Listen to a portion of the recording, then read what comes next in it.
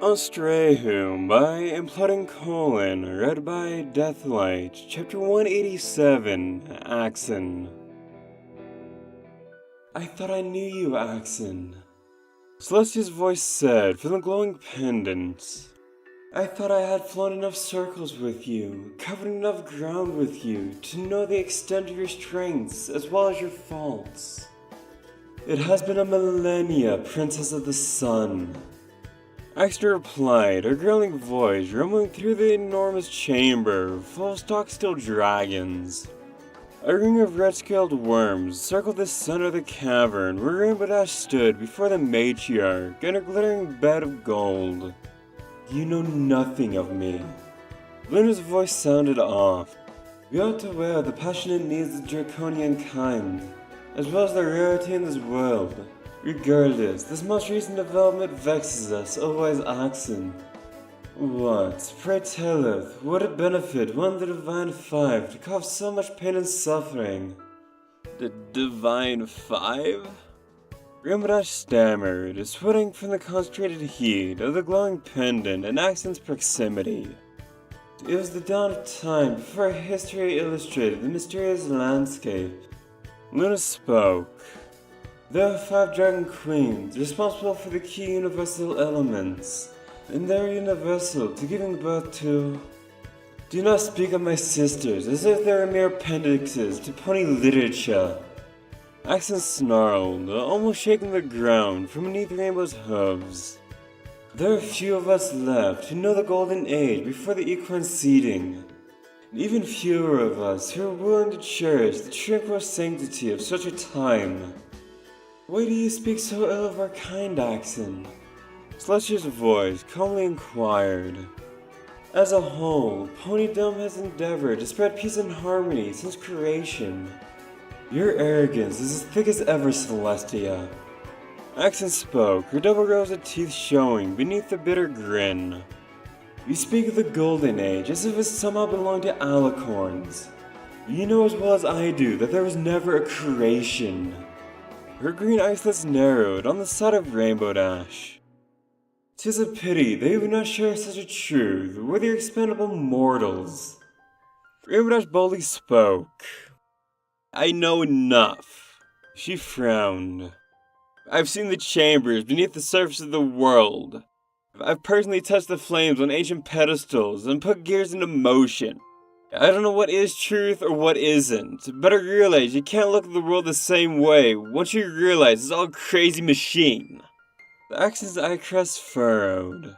Her fuming gaze locked on the strange prismatic Pegasus. In the meantime, the voices were momentarily silent on the princess's end. Eventually, Celestia spoke. One would have to ask why you would be so insistent on the expendable nature of our subjects. This paltry flyer, I can understand, Axton remarked. But the rest of the equine vermin, does your glory truly reach them all? Furthermore, does your wisdom and righteousness inspire every civilization spread across this world? The beauty of Ponydom is its intrinsic ability to discover glory for itself, Celestia said. It is for this reason that the eloquence breathed harmony upon the blossoming races of this realm and nothing more. We never sought to make slaves out of mortal equines. We merely wished to give them the impetus to spread life and joy from generation to generation. You were too blinded by your own revolving lies to realize the failure of your and your forebears' endeavors. Axon said. Why sat within the comforts of your solitary palaces?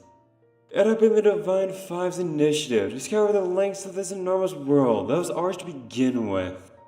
Long before the alicorns descended upon this half of the plane. Since then, we've been drained of energy and hope.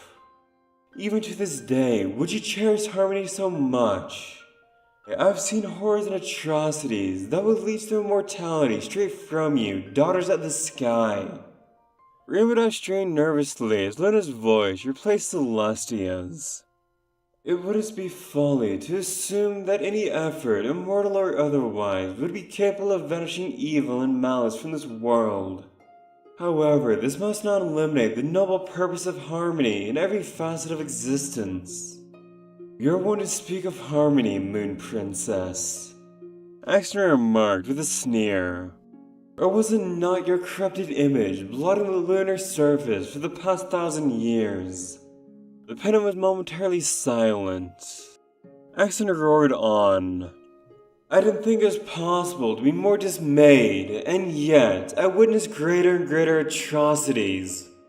You alicorns put such enormous weight on this Pegasus, and for what purpose?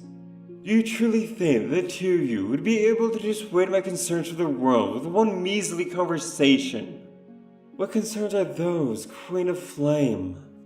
Celestia asked.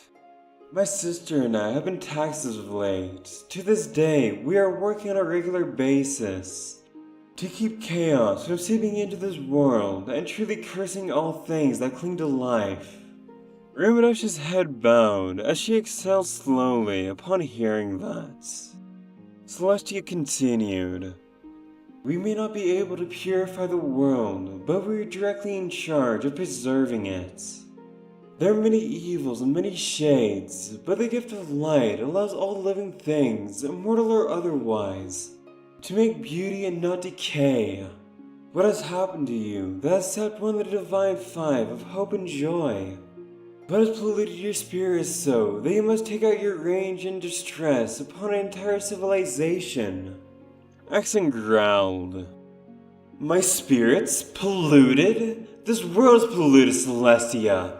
It has been, ever since the alicorns landed here, and attempted to force harmony to work across the landscape. The cause more than evident, the dark side of the realm exists in perpetual agony. Civilizations war with one another over resources. Just east of here, as a matter of fact, a deplorable empire makes slaves and filth out of his own kind. You once possessed my siblings and I of our lifeblood. It is something that you are powerless to control, something that no mortal could stop. But it's only accelerated by forcing so much energy and power into the harmonious end of the spectrum. For this reason, I have decided to retire to amass my hoard, and outlast the Dark Age to come. Dark Age? Lena exclaimed incredulously. We fail to understand what is that thou speakest of. Axton grinned sadistically, her sharp teeth glinting in the firelight, as her emerald gaze fell upon Rainbow Dash in particular. You mean you wise and merciful alicorns have not spread the news, even to your lowly subjects? Her nostrils fumed as her breath came out in a smoky hiss. You have not told them about the end of the world?